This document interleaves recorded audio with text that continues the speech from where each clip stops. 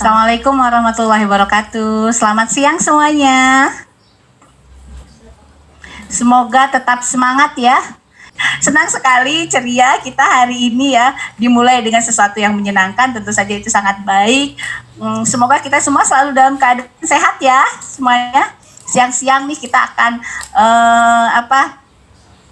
membahas tentang RPP sederhana. Tetapi sebelumnya kita akan melihat apakah 150 peserta ini masih semangat, masih konsentrasi. Boleh videonya dibuka ya semua, karena saya akan melihat wajah-wajah dari Bu Bapak, Bu Yuli. Ayo senyumnya mana Bu Yuli? Ya, tidak tersenyum. Cantik kan kalau sudah tersenyum. Oke, baik. Ternyata masih konsentrasi nih Mbak Tiani, meskipun sudah siang tetapi masih semangat. Saya lihat nih pesertanya hebat-hebat. Saya izin share screen-nya. Oke. Nah, hari ini siang ini kita akan belajar tentang perencanaan pembelajaran. Perencanaan pembelajaran, terutama perencanaan pembelajaran yang sederhana. Kita pakai yel-yel dulu. RPP, yes, sederhana. Nah, karena kita hari ini mau menyusun RPP sederhana. Oke, baik. Ibu Bapak, tadi sudah dikenalin ya. Oke, jadi kita hari ini nih kita akan belajar bagaimana sih RPP itu.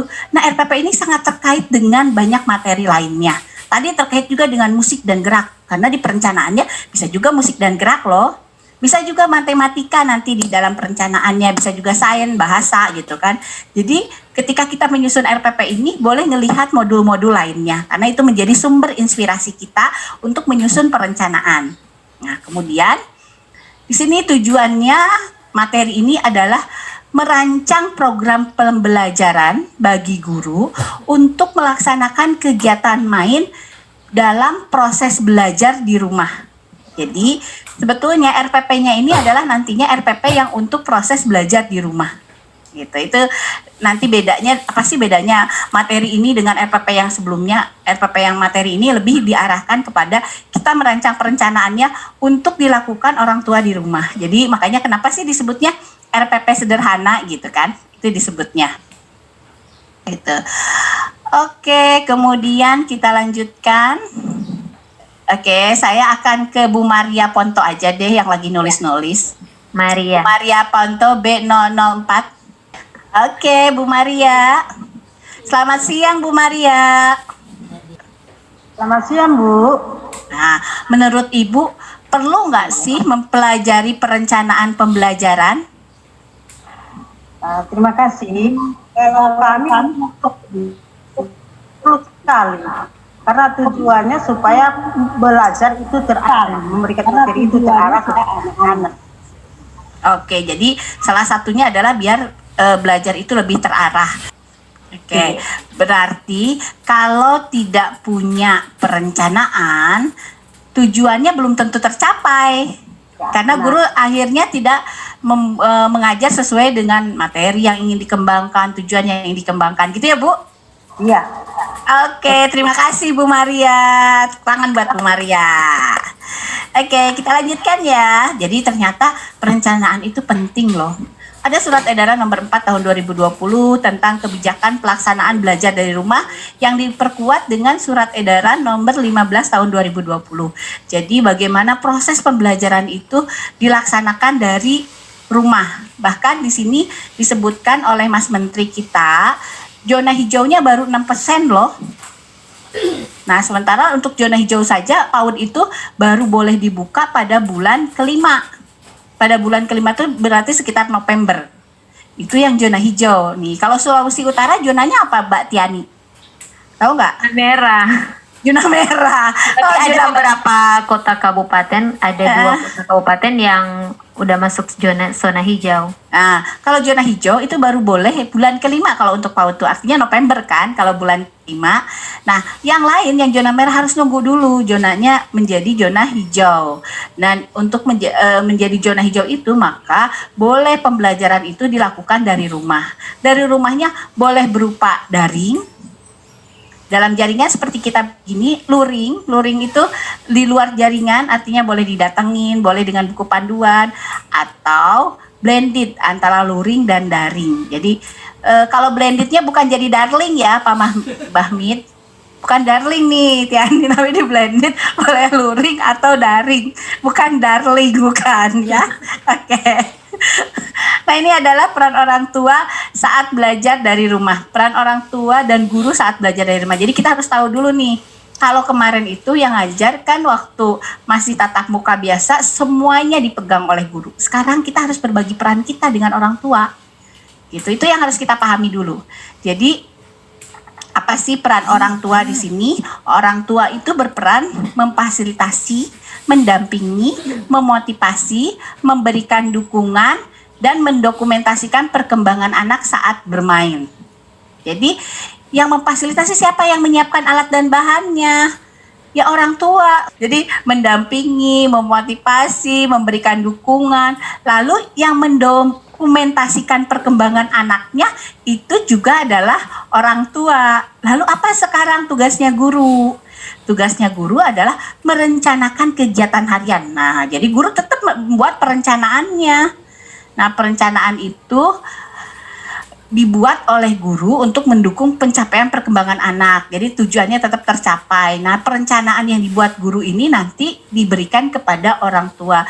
Maka disebutnya perencanaan sederhana gitu. Kemudian juga melakukan analisa terhadap capaian perkembangan anak gitu. Jadi analisa capaian perkembangan anak di sini. Melakukan analisanya.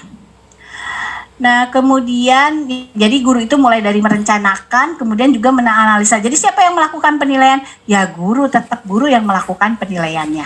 Nah, sekarang saya ingin ke Ratni Kori A022.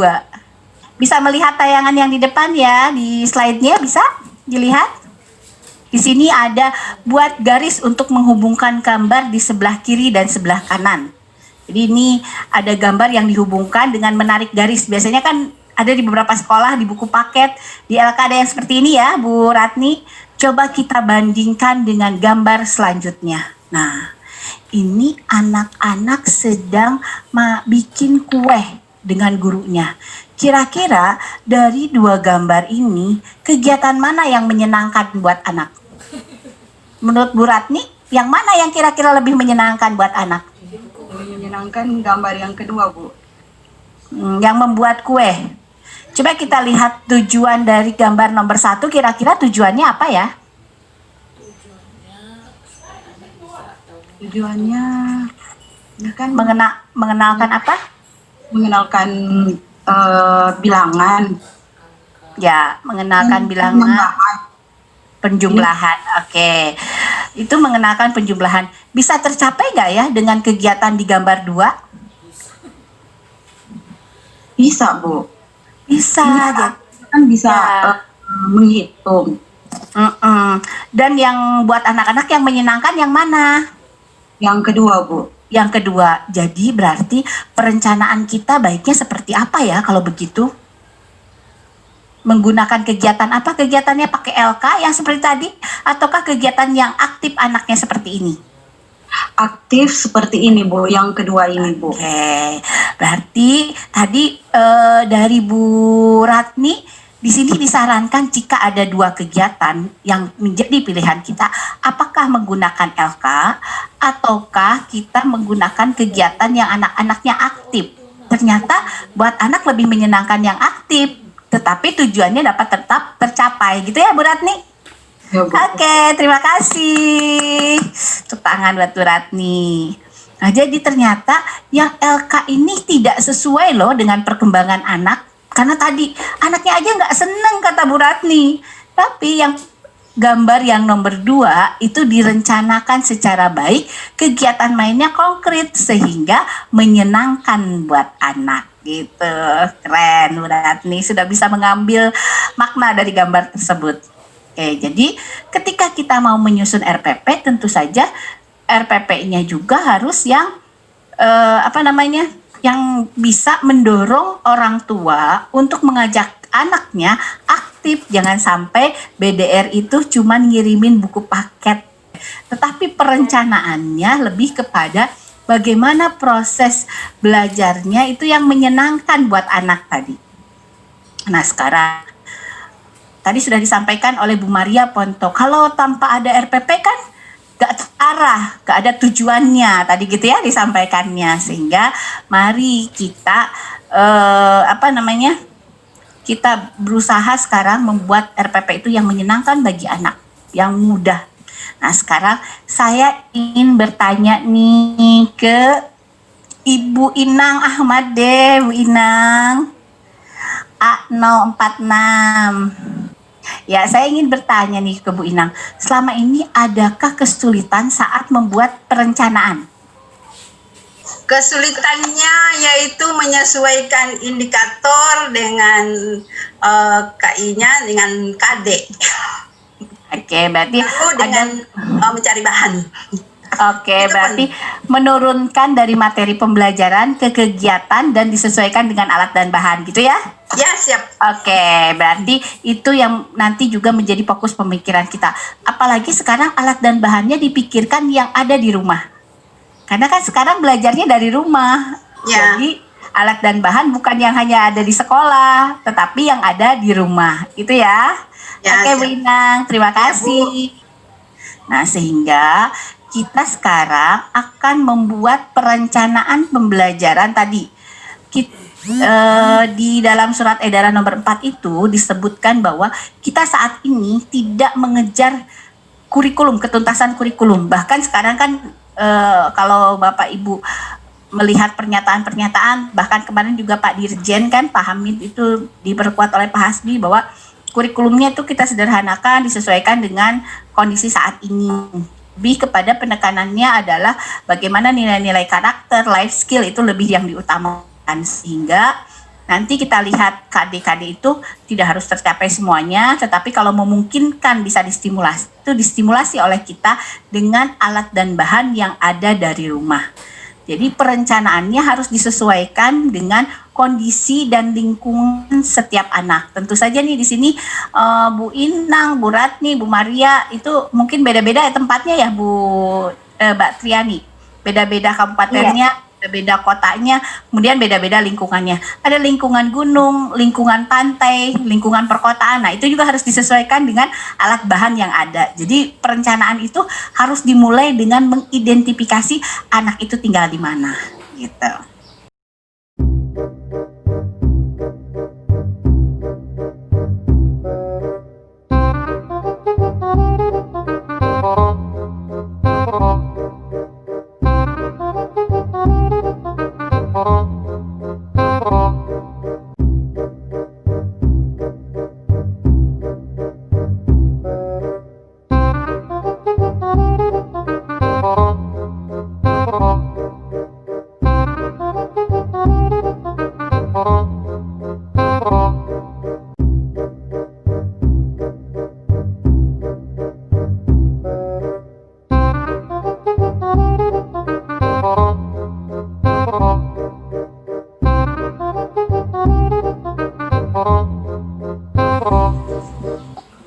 Oke, kalau gitu saya ke Pak Sony saja deh, A052.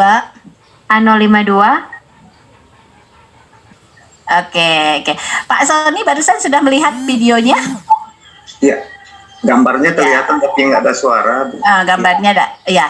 Dari gambar yang Bapak lihat tadi, apakah kegiatannya bisa dilakukan di dalam rumah? Iya, bisa. Bisa. Nah, apa saja tadi aspek yang dikembangkan dari kegiatan yang tadi menurut Bapak? Aspek kegiatan fisik motoriknya, perkembangan fisik motoriknya, kelihatan jelas. Motorik apalagi kira-kira tadi? Halo. Oke, mungkin Pak Sony jaringannya nggak begitu bagus ya, Mbak Tiani. Oke, tadi ya Bapak Ibu, kita sudah melihat dari video yang tadi, ternyata di dalam rumah itu bisa mengembangkan juga bahkan fisik motorik, mau motorik halus, motorik kasar, itu bisa dikembangkan melalui kegiatan-kegiatan main di dalam rumah. Nah, itu adalah contoh-contoh kegiatan yang bisa kita lakukan di dalam rumah dengan menggunakan alat dan bahan yang ada. Oke, terima kasih Pak Sony.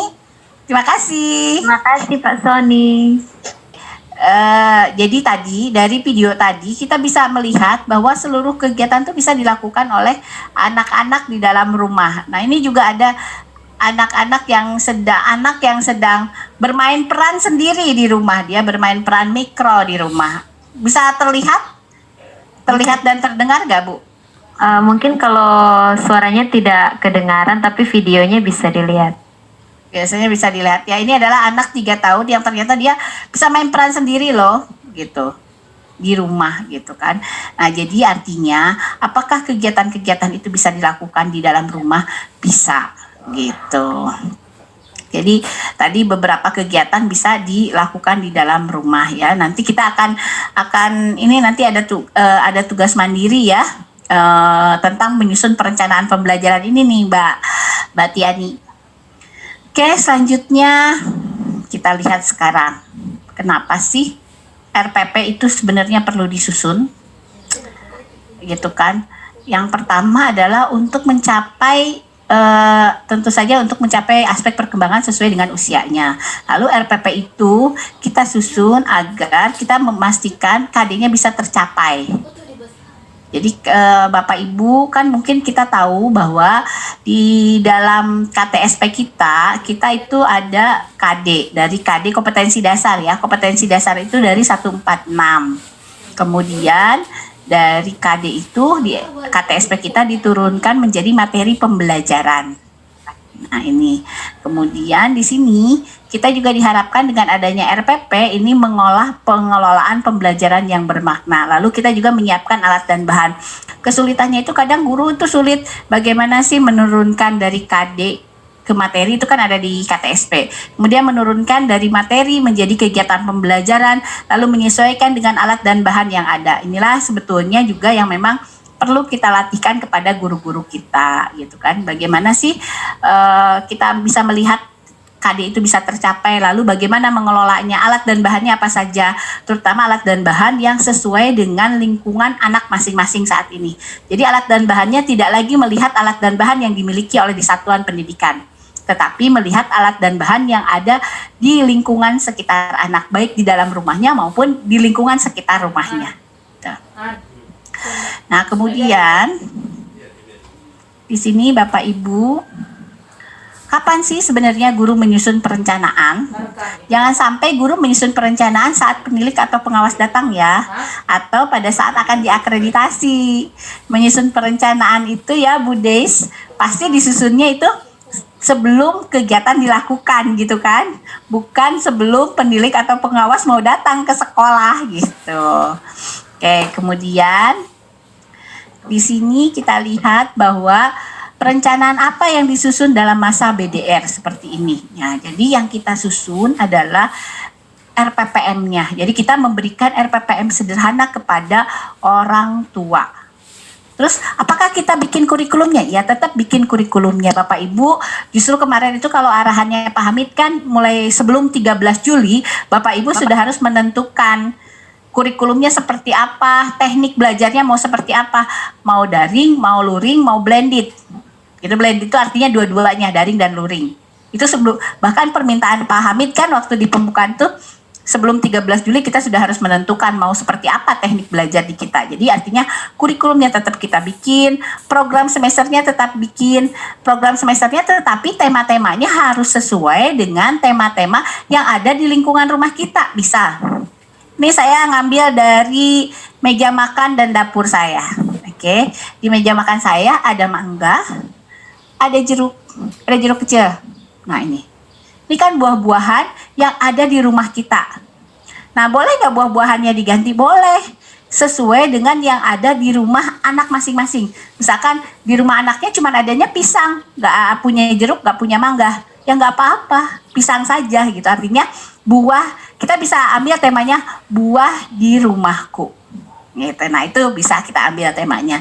Kemudian nih, saya pagi-pagi sudah belanja sayur untuk memasak besok hari, karena hari ini sudah beres memasak saya. Ada apa ini, Bu? Ups. Tempe. Nah, tempe makanan kesukaan keluargaku. Bisa kan? Karena itu ada di rumah. Biasanya kalau orang Indonesia ada ya tempe. Di Sulawesi Utara ada nggak tempe? Ayo. Banyak ya. Kalau tempe itu banyak. Kemudian bisa kita juga ini sayuran di rumahku. Ada apa nih? Tergantung anaknya, punyanya di rumahnya ada apa. Kalau di saya karena besok mau bikin sayur sop, jadi ada wortel, ada buncis, ada seledri, ada daun bawang. Nah, jadi kita mengembangkan tema itu sesuai yang kira-kira di rumah anak itu ada gitu. Atau bisa juga kita mengambil temanya adalah perabotan dapur ibuku. Nah, nih kayak Pak Bahmid bikin musik. Ya, bikin musik ya. Jadi di sini coba kita lihat. Nah, ini kan perabotan dapur ibuku. Jadi banyak macamnya. Bisa sendok, garpu, gitu. Kemudian mangkok-mangkok, bejana, gitu kan. Itu peralatan dapur ibuku itu bisa jadi satu tema tersendiri tuh, gitu. Jadi tema-temanya yang kita kembangkan nanti disesuaikan dengan kondisi rumah masing-masing. Atau misalkan temanya tentang tanaman di Nah, oke. Nih, tanaman di rumahku. Jadi tanamannya boleh apa saja tergantung di rumah anak itu sendiri gitu. Jadi kita bisa tanaman di rumahku tadi ya. Kemudian bisa jadi makanan, ini peralatan mandi keluargaku. Peralatan atau mandi keluargaku itu juga bisa gitu. Kemudian juga bisa misalkan ruang tamu keluargaku. Nah, itu bisa. Jadi kita pun ketika mengembangkan dari program semesternya itu tema-temanya disesuaikan dengan tema-tema yang ada di rumah. Atau misalkan kendaraan di rumahku. Kendaraannya apa? Punyanya sepeda ya nggak apa-apa. Mau sepeda, mau motor. Jadi nggak usah maksain bikin pesawat atau apa, itu nggak usah gitu ya. Oke, nah sekarang gimana sih caranya? Apa yang harus dipertimbangkan? Yang pertama tetap melihat tingkat pencapaian perkembangan anak. Tetap kita lihat ya STPPA-nya. Kemudian nah ini KD-nya sebagai capaian hasil pembelajaran tetap kita perhatikan. Artinya saat menyusun perencanaan, guru tetap melihat KTSP. Karena di dalam KTSP ada KD dan materi pembelajaran. Nah ini materi pembelajarannya boleh ditambahin loh. Jadi di 2.1 itu terbiasa hidup sehat, bisa kita tambahkan terbiasa menggunakan masker. Kan kemarin nggak ada tuh materi pembelajaran terbiasa menggunakan masker kan? Di tempat Bu Ratni ada nggak kemarin terbiasa menggunakan masker? Sebelum COVID. Admin tolong. Nggak ada, nggak apa-apa Bu. Dia sudah dadah. Nggak ada ya Bu Koni. Itu hanya sekarang aja gitu adanya gitu kan. Harus masker gitu kan. Kemudian sekarang di tempat Bu Sance juga kan mungkin nggak ada tuh harus gunakan masker sebelum COVID ya Bu. Malah aneh orang pakai maskernya sekarang tapi bisa kita masukkan ke dalam materi pembelajarannya. Jadi 2.1 terbiasa menggunakan masker gitu kan. Kalau cuci tangan memang ada ya, dari kemarin juga terbiasa cuci tangan itu memang ada dari kemarin juga. Nah itu contohnya. Jadi materi pembelajarannya pun bisa kita tambahkan, kita sesuaikan dengan kondisi saat ini gitu. Nah kemudian di sini hal apa sih yang perlu diperhatikan saat perencanaan belajar di rumah? Yang pertama, kegiatan pembelajaran di rumah itu dapat dilakukan sebelum kegiatan dimulai. Jadi gini, kita menginspirasikan kepada orang tua itu di rumah itu kegiatan-kegiatan itu bisa blended dengan kegiatan-kegiatan pembiasaan lainnya. Contoh, ketika orang tuanya beribadah, maka anaknya boleh loh diajak untuk beribadah. Gitu, itu maksudnya begitu. Kemudian waktunya itu boleh tergantung dari kondisi kesiapan orang tua mendampingi. Ada orang tua yang tetap kerja dalam kondisi saat ini. Misalkan perawat, orang tuanya kan kadang sip-sipan ya, kalau perawat itu bisa pagi, siang, malam. Jadi anaknya itu kadang belajarnya bisa pagi, bisa siang, bisa malam, boleh nggak? Boleh. Jadi jangan sampai ke orang tuanya pagi, jam 12 maksimal dikumpulkan. Nah, gak boleh ya kalau PAUD, gak boleh begitu kalau PAUD. Biasanya yang SD SMP kan begitu kan? Nah, kalau yang PAUD jangan seperti itu. Jadi waktunya boleh kapan saja. Kemudian kegiatan juga bisa dilakukan di tempat lain nih. Kita tahu orang tua kita itu nggak semuanya mampu. Jadi dia mungkin mengajak anaknya ke ladang, mengajak anaknya ke kebun, mengajak anaknya ke laut sambil sekalian mereka kerja, itu boleh loh Bu. Gitu. Jadi mereka sambil bekerja di sana itu boleh. Gitu. Kemudian kegiatannya misalkan hari ini kita kegiatannya mau membuat masker. Nih, di tempatnya Bu Jenny Tuleh mau bikin masker atau pesel itu loh, ya. Misalkan dia gak beres nih sehari, dilakukannya 2 hari itu juga boleh. Gitu. Jadi gak harus selalu beres dalam 1 hari. Nah, yang dipastikan alat dan bahannya itu harus yang tersedia di rumah masing-masing atau yang mudah didapatkan. Misalkan kita mintanya ini membuat pastel tapi dihias menggunakan ini kertas asturo. Orang tua bingung kertas asturo kayak gimana, belinya di mana. Ya, itu jangan sampai yang menyulitkan seperti itu ya. Jadi disesuaikan kondisi rumahnya seperti apa nih, kira-kira alat dan bahan yang ada di rumahnya apa gitu kan. Kalau di Bu Aliansi itu kira-kira orang tuanya kayak gimana nih Bu? Gitu ya Bu ya. Jadi nanti Ibu alat dan bahannya disesuaikan gitu. Nah, temanya tadi sesuaikan dengan yang ada di sekitar anak. Dapur ibuku, kendaraan di rumahku, bunga di halamanku. Jadi pokoknya yang temanya yang kira-kira ada deh di sekitar anak. Gitu. Atau tempat ibadah dekat rumahku. Pokoknya yang kira-kira dia bisa langsung ke sana gitu ya. Nah, kita harapkan orang tua kan mendampingi anaknya. Kita kasih tahu ke orang tua bagaimana cara mendampingi anaknya, bagaimana nanti pertanyaan-pertanyaan terbuka. Nah, yang diutamakan adalah tujuannya bukan bagus tidaknya, tetapi prosesnya. Banyak laporan nih dari guru-guru. Saya nggak tahu nih kalau di tempatnya Bu Parmin kejadian nggak. Jadi ada orang tua itu, anak itu lebih rapi mengerjakan tugasnya di rumah dibanding di sekolah gitu ya. Nah, ini yang harus kita sampaikan kepada orang tua bahwa bukan hasilnya loh yang kita ingin harapkan, tetapi prosesnya gitu. Nah, itu kemudian di sini bagaimana cara menyusun RPPM. Nah, Ibu-ibu, saya ingin bertanya, apakah RPPM ini sudah dipahami oleh Ibu Bapak? Boleh tulis di chatnya. Apakah sudah dipahami nggak oleh Bapak Ibu? Cara membuat RPPM seperti ini. Silahkan ditulis di chat. Ya.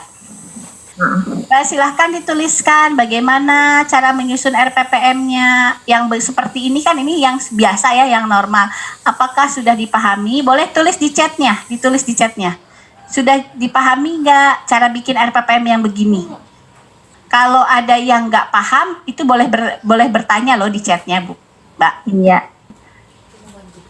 Nah, Ini ada yang tanya, Ibu Marce, tapi apakah formatnya kita buat sesuai dengan kebutuhan, Bu? Oke. Boleh kita buka ya? Unmute Bu Marce boleh nggak? Iya, boleh. Admin tolong Ibu Marce. Selamat siang Bu Marce. Selamat siang Bu. Oke, boleh ditanyakan kembali maksudnya bagaimana? Iya begini Bu. Terima kasih. Ini memang bagus dan sangat memudahkan kami sebagai bunda-bunda. Tetapi saya hanya ingin bertanya, apakah format yang akan kita buat, tentunya kan kalau kita membuat perencanaan pasti harus kita dokumentasikan atau kita tulis. Apakah formatnya sesuai dengan kebutuhan kita atau kita mengikuti format yang nanti Ibu akan berikan kepada kita? Formatnya, contoh. Oh, formatnya. Iya. Ini Bapak Ibu, kalau format itu tidak ada yang baku. Di semua pedoman Direktorat PAUD itu tidak ada yang baku formatnya. Jadi formatnya itu semuanya itu betul-betul apa ya, cair. Jadi mau misalkan ya, Ibu mau tulis KD-nya di atas, materinya di atas, KD di atas, materi lalu kegiatan main itu juga boleh Bu. Jadi formatnya gak harus kotak-kotak seperti ini, tetapi minimal komponennya ini. Ada. Minimal komponennya itu ada identitas, ada KD, ada materi, ada kegiatan main. Itu minimal komponennya. Kalau mau ditambahkan boleh nggak? Boleh, tapi nggak boleh dikurangin ya. Gitu. Iya, Bu. Formatnya boleh, KD-nya disimpan di atas, materinya di bawah, kegiatan mainnya di bawahnya lagi. Itu iya. boleh. Jadi nggak usah kita berbeda pendapat masalah format, tetapi yang harus dipastikan bagaimana dari KD sama materinya itu nyambung. Jadi materi-materi pembelajaran yang ada di sini adalah materi yang diambil dari KTSP. Nah ini yang harus dipastikan, guru kita paham nggak ya ngambil materi yang di RPPM itu sebenarnya ngambilnya dari KTSP, paham nggak guru kita? Itu yang harus dipastikan. Kemudian biasanya yang agak selimpet-selimpetan itu adalah dari materi ke kegiatan main. Bener nggak sih materinya kegiatannya itu mengembangkan materi yang sudah ditentukan sebelumnya. Nah ini yang harus dipastikan. Ini tadi yang kata Bu Inang itu loh tadi ya Bu Inang, susahnya menurunkan materi ke kegiatan. Nah itu yang harus kita pastikan, jadi bukan formatnya ya. Oke, Oke, terima kasih. Oke, kasih. Ada yang mau tanya lagi nggak di sini nih? Ini ada Ibu Vicensia. Bu, tidak ada tujuannya ya? Oke, boleh dibuka? Iya, admin tolong Ibu Vicensia A056.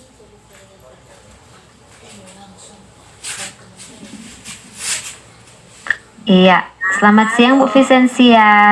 Siang Bu. Iya, silakan Bu. Yang Ya, saya melihat format untuk RPPM ini nggak ditulis tujuannya ya Bu. Apa Oke. tujuannya di RPPM atau biasanya memang sih di RPPH juga ada. Boleh juga kita taruh di RPPM. Oke. Terima kasih. Ya, ternyata kalau di sini memahami KD sebagai capaian hasil pembelajaran. Berarti kalau capaian hasil pembelajaran itu sama dengan tujuan nggak Bu? Ya, Sama. Berarti ya. tujuannya itu apa Bu? KD ya. KD-nya. Jadi kalau kita tuliskan KD berarti itu sebenarnya sama Itu dengan yang kita capai. tujuan. Ya. Iya, KD sama dengan tujuan sama dengan capaian hasil pembelajaran. Gitu ya, Bu. Oke. Jadi kalau ada yang nanya Ibu perlihatkan KD itu adalah capaian hasil pembelajaran. Dengan kata lain, KD itu adalah tujuannya. Oke. Gitu, Bu? Iya, terima kasih. Oke, ada lagi yang mau bertanya tentang RPPM ini karena ini ruhnya harus Ini paham kayak- dulu di sini. Kayaknya ada yang raise hand Bu. Oke, silakan. Bertanya. Iya, silakan Ibu Adelaida Teu B005. Selamat siang Bu Irma. Selamat Salam siang. Sehat selalu. Salam sehat. Bu Irma, gini ya, mungkin teman-teman pada bingung karena kami biasanya kalau buat RPPM untuk di lembaga, tujuannya walaupun KD-nya itu ada tapi diterjemahkan, tujuannya itu ditulis. Tapi dalam hal ini pasti teman-teman sudah bisa paham. Jadi tujuan dari KD 61.2 itu apa, itu pasti sudah paham. Jadi tinggal ada teman-teman yang mungkin kebiasaan itu nulis tujuannya. Jadi nggak apa-apa, mungkin bisa ditambahkan ditulis tujuannya. Saya mau tanya, buat apa Ibu tuliskan? Artinya lebih memperjelas. Karena kalau misalnya cuma 61.2 ada yang nggak paham itu tujuannya. Atasnya ada KD, Ya, atasnya ada ya. KD. KD itu Ya. dipahami sebagai tujuan. Jadi yang kita pahamkan kepada guru adalah tujuan pembelajaran kita KD. Jadi kalau kita tulis KD itu sama dengan tujuan. Gitu. Ya, makasih. Dan terus kedua Bu, mau nanya. Sini Saya ingin lihat clearkan. Iya. Saya ingin clearkan. Saya kebetulan sekretaris di Banpaud dan PNF. Kadang asesor-asesor juga itu latah tujuan, padahal KD sama dengan tujuan. Iya. Kalau udah ditulis KD itu sama dengan tujuan. Gitu. Itu yang harus Iya. Ada dipastikan. sertifikasi ya Bu ya. Iya, apalagi nanti Oke. bisa jadi KD itu tulisannya bukan KD tujuannya gitu ya. Ada. Ya. Terus kedua Bu, di sini saya lihat untuk RPPM-nya ada 1, 2, 3, 4, 5 bidang pengembangan ya. untuk pembiasaannya itu nggak ada. Maksudnya di sini mau nanya, apa bisa saya membuat RPPM itu cuma 5 bidang pengembangan, tidak ada pembiasaan? Oke, Ibu, ini RPPM bukan RPPH. Kalau di RPPM, kegiatan mainnya hanya kegiatan inti saja. Nanti pembiasaan itu kita tuliskan di RPPH. Ini Ini kegiatan RPPM. awal ya? Iya, jadi ini kita baru bahas RPPM ya. Ya, ya. Nah, jadi kalau RPPM isinya itu adalah KD, materi, dan kegiatan main. Kegiatan main ini adalah kegiatan-kegiatan yang dilaksanakan di kegiatan inti. Sementara pembiasaan itu biasanya kita tulis di dalam SOP atau pembukaan atau penutup. Jadi di sini ini baru kegiatan. Jadi Ibu Bapak, kalau di RPPM tidak ada pembiasaan. Tidak ada. Di mana dituliskan pembiasaan? Boleh di SOP, boleh di RPPH nanti. Ya. Jadi RPPM itu isinya KD dari 6 aspek perkembangan, harus dari 6 aspek perkembangan. Karena satu hari harus mengembangkan 6 aspek perkembangan. Kemudian materi itu diambil dari KD yang sudah kita tetapkan minimal 1 KD itu 1 materi pembelajaran. Boleh nggak materinya yang diambil 1 KD? Boleh. Ya. Boleh. Tetapi jangan banyak-banyak. Nah, kemudian kegiatan main itu diturunkan dari materi. Kegiatan mainnya, tetapi kegiatannya kegiatan untuk kegiatan inti. Jadi kayak bercakap-cakap, bercerita, bernyanyi yang kita mainkan di kegiatan pembukaan atau penutup itu tidak masuk di sini. Jadi kegiatan intinya di sini, kegiatan mainnya hanya yang kita mainkan di kegiatan inti gitu. Ya, Mbak Delia. Jadi mari kita sama-sama memperbaiki, jangan membiarkan yang salah tetap salah gitu. Artinya yuk kita sama-sama pahami kalau KD itu adalah tujuan. Jadi nggak usah ngambil KD lalu bikin lagi tujuan yang nggak nyambung dengan KD. Nah itu yang jadi salah kaprah akhirnya kan. Maka mari kita sama-sama memperbaiki. Mudah-mudahan dengan Bintek ini justru kita sekarang tahu benernya seperti apa. Lalu kita sama-sama saling mengingatkan. Artinya apa? Jangan sampai KD-nya udah ditulis nih, misalkan 3646. Nanti tujuannya mengenalkan anak tentang binatang. Padahal mengenalkan anak tentang binatang tuh 3848. Nah, itu misalkan seperti itu gitu kan. Jadi itu contoh sederhananya, jangan sampai KD dengan tujuan yang dituliskan malah nggak nyambung nanti gitu kan. Itu ya yang harus dihindari. Ya, jadi sekarang itu kan era sekarang itu tuntutan administratif itu diperkecil sekali. Jadi jangan sampai ya udah KD udah sama tujuan jangan ditulis-tulis lagi gitu kan. Itu kan keluhannya guru ya, jadi aja RPP-nya berlembar-lembar karena yang nggak perlu ditulis lagi gitu. Padahal ini RPPM udah 1 lembar loh gitu. Gitu ya. Oke. Kemudian untuk kegiatan main di rumah saya akan bahas setelah ini. Oke. Untuk RPPM ini masih ada yang mau tanya nggak, Mbak? Karena ini Iya, sepertinya saya berikan satu kesempatan lagi ya Bu untuk satu baik. RPPM. Ini ada Ibu Reni Jane Ngantung dengan nomor absen B060. Selamat siang Bu Reni. Halo. Iya. Selamat siang. Selamat siang Bu Reni. Oke, terima kasih kesempatannya. Untuk RPPM ini yang ingin kami tanyakan, kira-kira bagaimana mau menempatkan hotsnya? Apakah ini juga dituntut di dalam RPPM ini? Terima kasih. Oke, jadi yang dimaksud Bu Reni itu adalah high order thinking ya.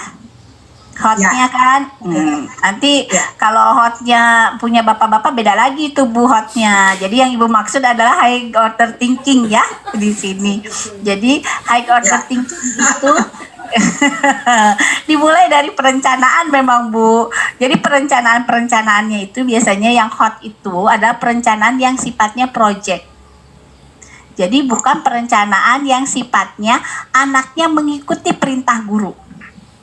Tetapi perencanaan yang dia bisa menentukan sendiri kegiatannya. Makanya di sini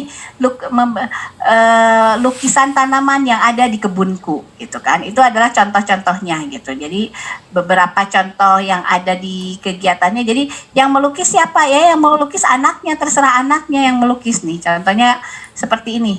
Anaknya di sini coba ya di rumah teman-teman ini apa? Membuat drum. Ini gurunya membuat drum dari bahan-bahan yang ada di sekitar. Kemudian kalau misalkan mengenal tanaman di rumah, anak-anaknya boleh lihat tanaman-tanaman yang ada di rumahnya apa.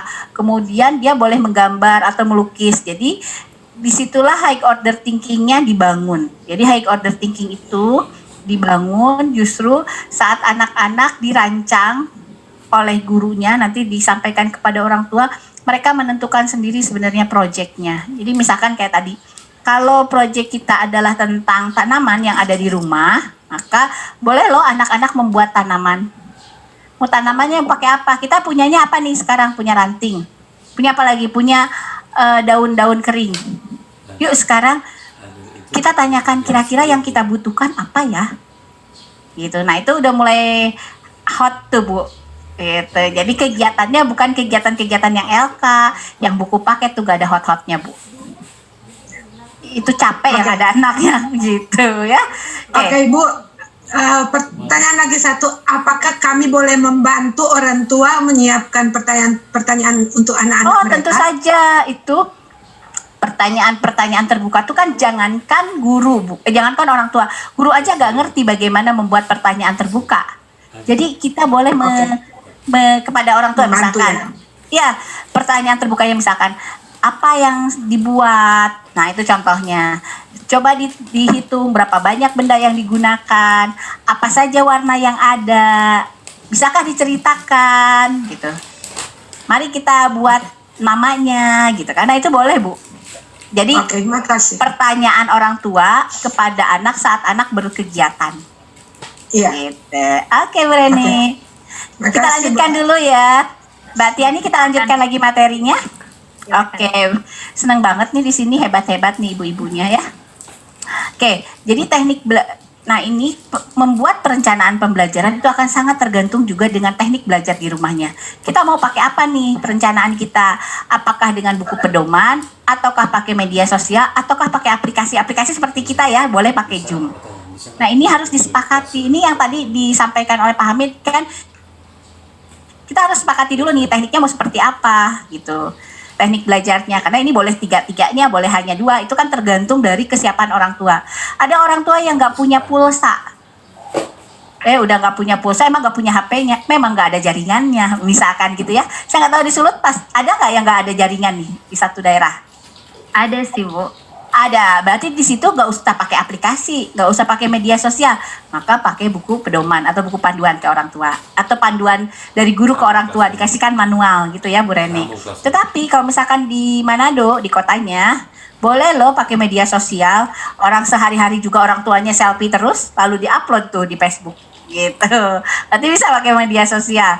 Lalu ada yang menengah ke atas, dia boleh loh pakai aplikasi, nggak masalah buat mereka, yang penting anaknya seneng. Nah itu juga bisa dilakukan. Jadi tiap daerah tentu saja berbeda-beda gitu. Ininya apa sesuai dengan kesepakatan orang tua. Jadi ini nggak bisa ditentukan oleh sekolah, tetapi harus sesuai dengan kesepakatan orang tua. Nah ini contohnya perencanaan belajarnya. Ada yang menggunakan buku panduan. Jadi gurunya nulis ngapain aja yang harus dilakukan, lalu dikirim ke orang tua atau diambil ke orang tua ke sekolah dengan memperhatikan protokol kesehatan. Tetapi ada yang dikirim nih. Contoh ini nih. Dikirim sama gurunya lewat video. Jadi gurunya bikin video perencanaan pembelajarannya. Gurunya bikin nih. Lalu dikirim pakai pesan. Nih kata gurunya, dicoba di rumah ya teman-teman, pakai barang-barang bekas yang ada di rumah. Ini sebenarnya bikin itu tuh tadi Pak Bahmid itu bikin alat musik drum. Gitu. Nah, bisa jadi didesain melalui aplikasi dengan dilakukan secara virtual. Nah, ini nih gurunya lagi ngajar ke anaknya, tetapi kayak kita gini pakai virtual. Jadi perencanaan juga akan tergantung dari teknik apa yang mau kita pakai gitu. Nah, Ibu Bapak, ini adalah perencanaan sederhana kita. Ini sesuai judul kita. Nah, jadi bagaimana bikin perencanaan RPP sederhana? Yang dimaksud RPP sederhana adalah RPPM guru kita rubah menjadi perencanaan yang bisa dibaca oleh orang tua. Gitu. Jadi perencanaan yang dibaca oleh orang tuanya kayak gimana? Gini contohnya. Kita kalau ke orang tua jangan sekali-kali ngasih kade ya, pusing dia itu nomor apa. Gitu. Kalau ke orang tua ya Bu Adelida, jangan ngasih kade ke orang tua, pusing orang tuanya nanti itu kode-kode apa sih gitu kan. Jadi minggu ini teman bermain kita bersama Ananda tercinta temani tema bermain kita bersama Ananda tercinta di rumah adalah rumahku, taman bermainku. Melalui tema dan kegiatan yang dipilih di bawah ini. Tujuan yang ingin dicapainya nih Bu, tujuannya itu kita tuliskan yang materi pembelajarannya tadi. Tujuan yang kan kalau KD-nya mereka nggak ngerti kan kalau KD, maka tujuan yang ingin capainya nih yang 1 sampai 6 ini kita pindahkan dari materi pembelajaran dipindahkan ke sini.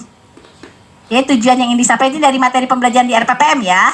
Jadi kalau ke orang tua jangan ngasih RPPM yang tadi, ngasihnya yang ini, RPP sederhana ini.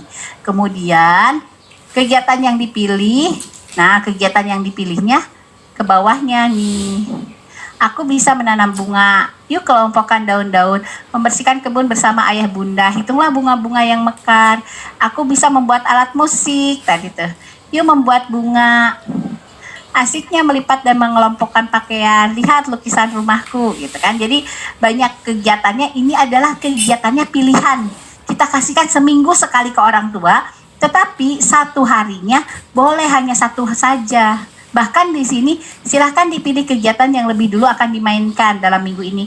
Bunda bisa memilih 1 kegiatan main untuk 1 hari. Bila Ananda tidak tertarik, beri mereka semangat dan mau melakukannya, didorong dulu. Namun bila ia tidak menginginkan kegiatan yang ada di sini, dia boleh melakukan kegiatan-kegiatan lainnya. Jadi kegiatannya nggak di sini, tiba-tiba anaknya, aku nggak mau bikin yang ini, aku mau bikin pagar rumahku, boleh. Gitu. Jadi dia bikinnya malah pagarnya. Karena di sini rumahku pagarnya bagus. Hal yang paling aku senangi dari rumahku adalah pagar rumahnya. Jadi boleh nggak? Boleh. Jadi andaikan tidak sama kegiatan yang dipilih anak di minggu itu, anak dan orang tua boleh merancang sendiri. Begitu ya? Gitu. Nah ini. Jadi kemudian di sini juga disampaikan orang tua diminta untuk mengamati, bisa melalui foto, bisa melalui video, termasuk juga catatan-catatannya. Lalu dikirimkan kepada orang tua. Kan kalau ini ke grup WhatsApp, catatan perkembangan anak, kalau nggak punya WhatsApp dicatat, lalu dikirimkan manual. Gitu. Jadi ini tergantung dari tekniknya tadi ya. Oke, ini adalah RPP sederhananya.